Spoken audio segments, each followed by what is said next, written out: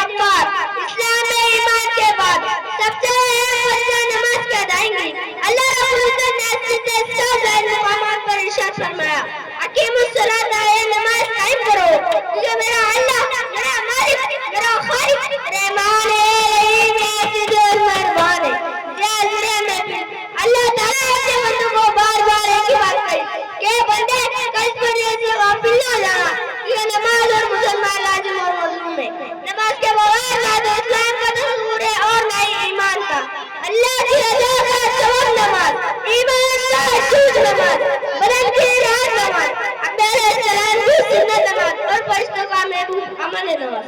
गजे नमाज मोमिन की मेराज है, दीन का सुतून और शरफ और नूर है।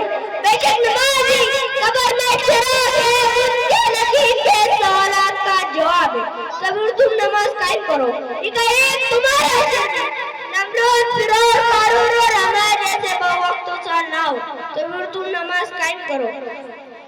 तोड़ने वाले खुद बनाएंगे मंजिल अपनी, शर्त है कि पहले तू नमाजी बन जा, शर्त है कि पहले तू नमाजी बन जा। वमा अलैना इल्लल बलाग।